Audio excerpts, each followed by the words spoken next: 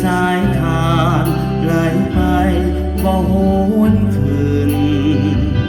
แต่มีคำหนึ่งที่มันคงและยั่งยืนบ่อาจลืมความเป็นเพื่อนดีต่อกันยังอยู่สุขและทุกข์ช่วยแบ่งปันมิตรภาพนั้นจงหาสาไว้หากวันใดล้มลงเพื่อนจงลุกสู่ใหม่เขาจะก้าวเดินไปพร้อมกันคำว่าเพื่อนนั้นคือความห่วงใยคำว่าเพื่อนจริงใจเสมอ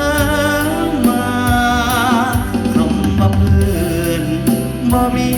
วันห่างลาสู่ดินฟ้าเพื่อนกันตลอดไป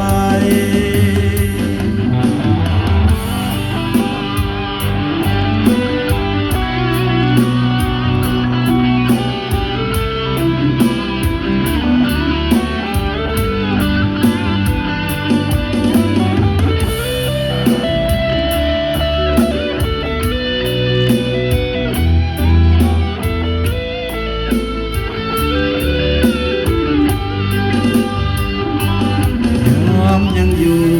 สุขและทุกข์ช่วยแบ่งปันมิตรภาพนั้นจงหาสาไว้หากวันใดล้มลงเพื่อนจงลุกสู่ใหม่เขาจะก้าวเดินไป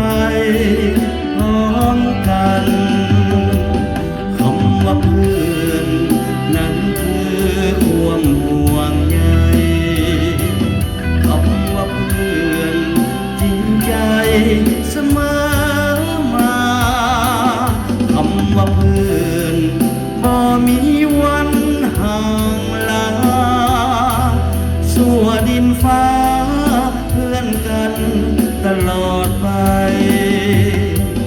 สู่ดินฟ้าเพื่อนกันตลอด